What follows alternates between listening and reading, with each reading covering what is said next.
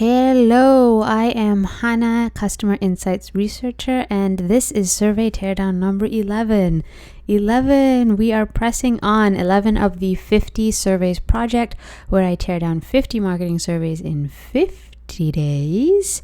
Check out the rest if you haven't seen them. Today you can see my screen here, we're going to look at a section of a survey. So Nikki, a friend of mine, you should check her out on Twitter, check out her site, email copywriter, brilliant copywriter.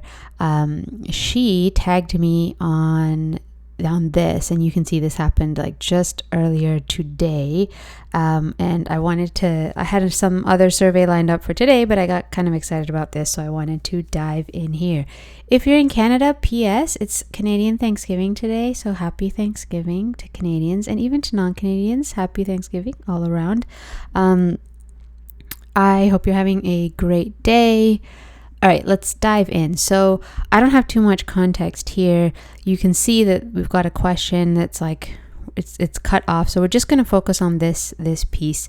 We've done teardowns on like customer satisfaction, customer experience surveys, customer satisfaction like after a call, which is very typical, very common, very good and effective.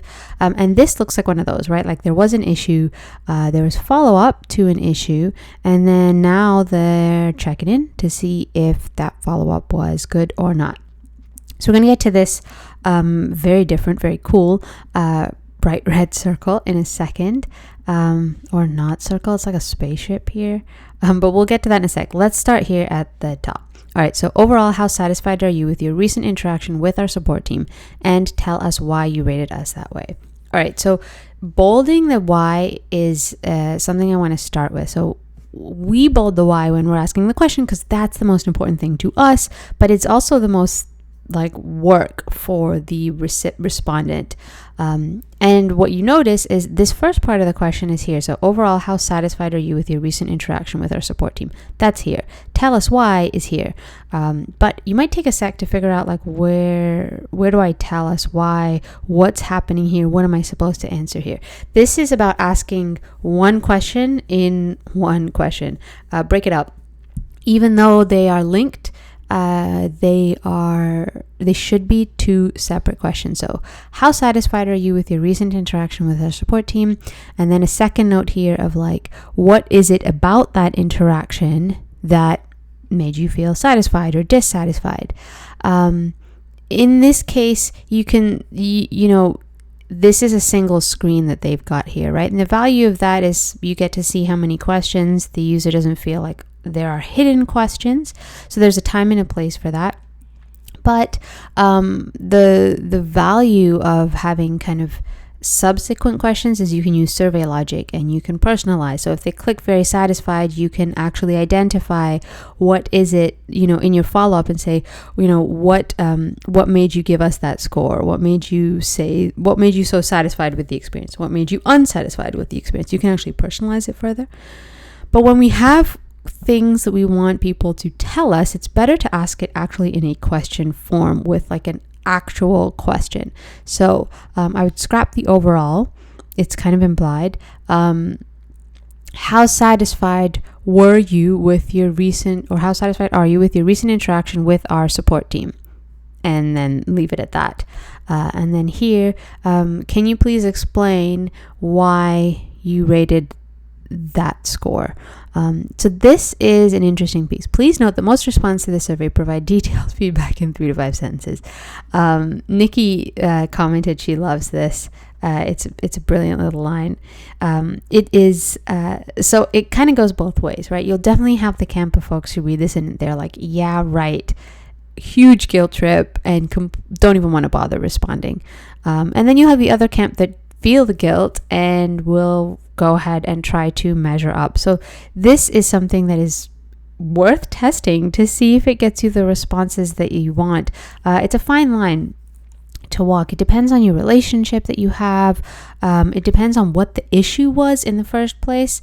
This kind of puts the onus on them. Like most people give us all of this data. So if you don't, shame on you kind of thing. Whereas if if it's framed in a slightly different way of, well, most respondents to the survey provide detailed feedback so that we can keep improving, that might have a different tone. Then again, I'm always a fan of something slightly different because like all the companies will say, hey, help us help you type of message. If you can find a different way to say it that's a little more human, this is a bit of a press. So I'm sure that people who give responses give really good responses. It's a matter of how many people are actually giving responses. So definitely an interesting piece, worth testing.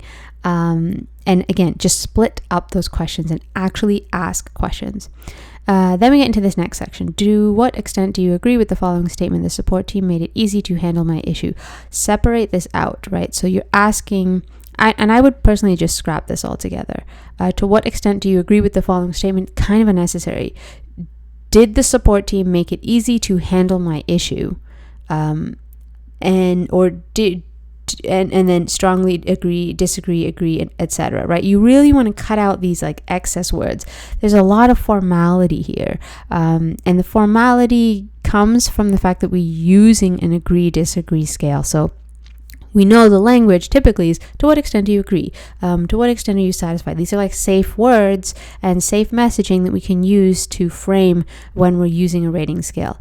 But we want to just like speak kind of more generally, not generally, but like conversationally. Even like, did the support team make it easy to handle my issue? Yes or no? Yes, no, and other, or yes, no, somewhat, and then another follow-up. Because this is the kind of the second side of this question, right? So one is like, how satisfied are you with your interaction? Satisfied is a very like broad stroke word, right? So in general, how satisfied are you? But now they're asking about ease. So I would actually swap this and say, did the support team make it easy to handle your issue? Very easy, and do the scale of like not easy at all the way to very easy, right? So again, now we're taking it out of the agree, disagree, and we're making it very easy to answer the question because the answers of the question reflect the question itself. So I would do that and then have a follow-up, like what wasn't easy about it? What made it hard? And it doesn't look like they have a follow-up here. It just jumps into, did we resolve your issue?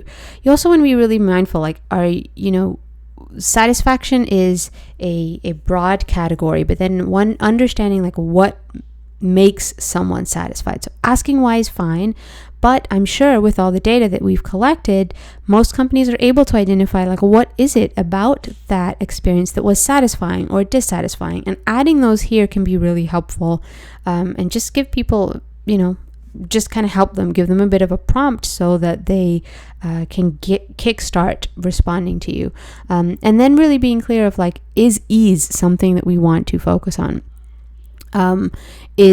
Is it important that it's easy? Is it important that it's convenient? I'm not saying that it shouldn't be. I'm just saying that being really clear about like the elements of satisfaction and what are the factors that we want to identify, that we think can create satisfaction. Is satisfaction ease? Is satisfaction convenience? Is satisfaction speed? Those are going to be slightly different for each company, of course, but really getting clear on like what that is. So that's going to come partly from internally, and also from what the customers are saying that they want, that they are happy with or unhappy with after a particular support team experience.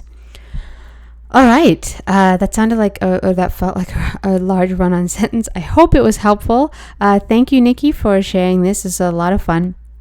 If you have surveys, marketing surveys that you bump into, or surveys of your own, please send them my way. I would love to do a teardown of them. And I'm going to be trying something a little different tomorrow, with a look on my screen and kind of marking it up as I go. Maybe I'll draw some like goofy cartoons along the way. It will make more sense when I do it. I'm hoping that I can kickstart that tomorrow with survey teardown number 12. Otherwise, I will tune out for today, and I will check back in tomorrow. Thanks. Bye.